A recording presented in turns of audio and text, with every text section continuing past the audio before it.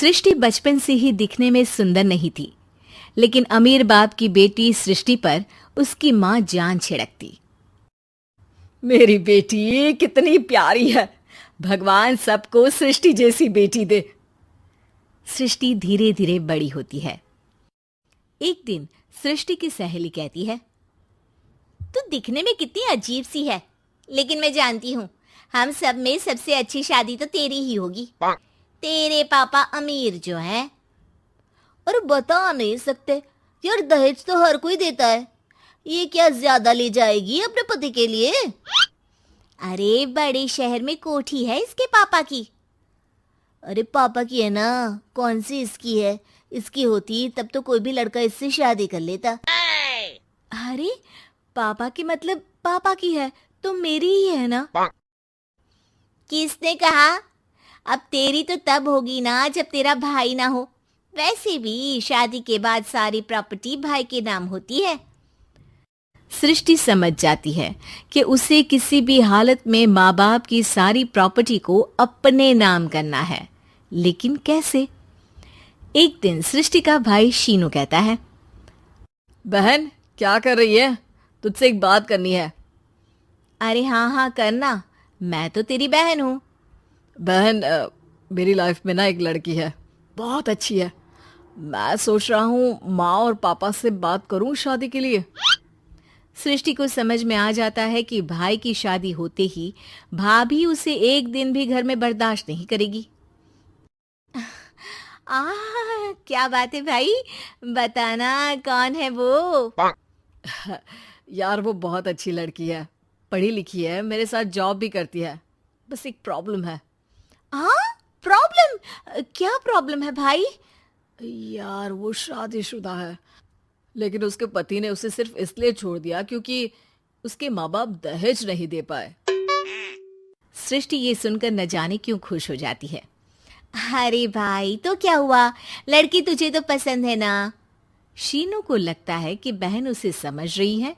वो इस बात से अनजान होता है कि उसकी बहन की मंशा पूरा घर हड़पने की है।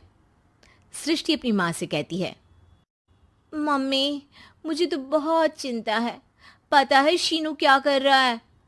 अरे क्या कर रहा है? वो तो काम पर जाता है और वापस घर आता है। नहीं ना माँ, वो यही तो नहीं कर रहा, बाकी सब कर रहा है।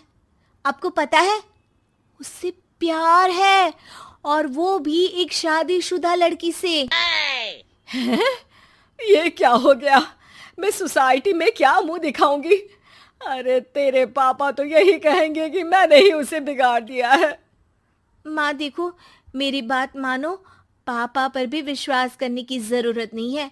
अब आप ही बताओ, पापा इतनी देर घर के बाहर रहते हैं क्यों? बोलो। अरे बेटा वो तो नौकरी करते हैं ना। तू बहुत भोली है माँ। पापा का ऑफिस तो 7 बजे खत्म हो जाता है, लेकिन देखो कितनी देर से आते हैं। अरे नहीं बेटा, ऐसी कोई बात नहीं है। सृष्टि माँ को एक औरत से बात करते पिता की फोटो दिखाती है। देखो माँ कैसे हैं पापा। मैं ना कहती थी कि पापा सही नहीं है। मैं तेरे पापा से बात करूंगी, दे फोटो मुझे। ओ माँ, वो तो डिलीट हो गई। लेकिन चल, तूने तो देख लिया ना। पापा से बाद में बात कर लेना, और हाँ, मेरा नाम बिल्कुल मत लेना। हाँ माँ। अब क्या था, सृष्टि के माँ और पिता के बीच झगड़ा होना शुरू हो जाता है। सृष्टि के मन में क्या चल रहा था कोई नहीं जानता था। एक दिन, माँ सृष्टि के लिए एक लड़का देखा है, वो लोग शाम को उसे देखने आने वाले हैं। और हाँ माँ, एक खुशखबरी, मैं और पापा मिलकर एक नया बिजनेस ट्राई कर रहे हैं। शाम को लड़का आता है, सांवले रंग का। सृष्टि को तो बिल्कुल भी पसंद नहीं आता। लड़की की माँ कहती है, लड़की का चेहरा तो कोई खास नहीं, लेकिन अगर मेरे बेटे को आप लोग सेटल कर दें तो मैं उसकी शादी आपकी बेटी से करवा दूं। सृष्टि को लड़का बिल्कुल पसंद नहीं था। उसे भाई पर गुस्सा आ जाता है। लड़के वालों के जाने के बाद कहती है, माँ देखा, शीनू मेरे लिए कैसा लड़का लेकर आया, न दिखाने लायक न सुनने लायक, सेटल भी नहीं, वो भी हम करे। अरे माँ, मैं जानती हूँ ये मेरी शादी किसी भी घर में क्यों करवाना चाहता है। अरे कैसी बात कर रही है बहन, तूने तो देखा ना, लड़के को मैंने ही मना कर दिया तुझसे शादी के लिए। जिसने लड़का बताया था उसने उसकी बहुत तारीफ की थी। बात आई गई हो जाती है, लेकिन सृष्टि का मन शांत नहीं होता। क्या करूं, कुछ समझ में नहीं आ रहा। मेरी शादी हो गई तो ये लोग पूरी प्रॉपर्टी शीनू के नाम कर देंगे, मेरे हाथ तो कुछ लगेगा ही नहीं। तभी सृष्टि को आइडिया आता है। वो किसी वकील को फोन करती है। जी देखिए, अगर आपके मम्मी पापा का तलाक हो जाता है तो आपके पिता की आधी प्रॉपर्टी आपकी माँ के नाम हो जाएगी, फिर उसे वो किसी को भी दे सकती है। सृष्टि अब माँ को बेटे के खिलाफ भरती है। माँ, शीनू पर नजर रखा करो, वो जिस लड़की के प्यार में है ना वो शादीशुदा है। यहाँ आएगी, सारा पैसा रुपया जमीन जायदाद सब हड़प लेगी। पापा का भी हाल तुमसे छुपा नहीं है। ऐसा ना हो कि मैं और आप एक दिन सड़क पर भीख मांगे। हे भगवान, मैं तो जीते जी मर जाऊंगी अगर ऐसा हो गया तो। ऐसा हो गया नहीं माँ, ऐसा ही होगा। अभी समय है, आगे का सोच लो। मैं तो कहती हूँ पापा से आधी प्रॉपर्टी लेकर अलग हो जाओ।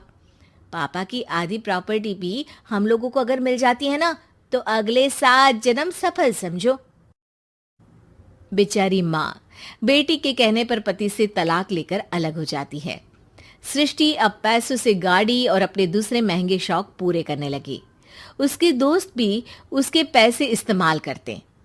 सृष्टि, कल तुम कहाँ थी? मैं सारा दिन घर पर अकेली थी। तो मैं क्या करूं? मैंने ठेका तो नहीं लिया है ना तुम्हें संभालने का। माँ को सृष्टि से ये उम्मीद नहीं थी। वो बैठकर रोने लगती है। वहीं उसका पति यानी कि सृष्टि के पिता आ जाते हैं। मैं जानता था कि तुम्हारा यही हाल होगा, तो आपने मुझे रोका क्यों नहीं? मैं रोकता तो तुम रुकती क्या? सृष्टि के कहने पर तुमने मुझ पर अपने बेटे पर शक किया, लेकिन तुम ये भूल गई कि कैसे हम दोनों ने मिलकर जीवन में इतना सब खड़ा किया। माँ पति के गले लग जाती है। मुझे माफ कर दीजिए, मैंने आपकी कमाई का एक बड़ा हिस्सा गवा दिया। कोई बात नहीं, तुम साथ हो तो मैं ऐसी 7 प्रॉपर्टी खड़ी कर दूंगा। तभी वहां सृष्टि आ जाती है रोते हुए। माँ, मयंक ने मुझे छोड़ दिया। वो बोल रहा था जब तक मेरे पास पैसे थे तब तक ही वो मेरे साथ था। पापा, माँ, मुझे माफ कर दीजिए।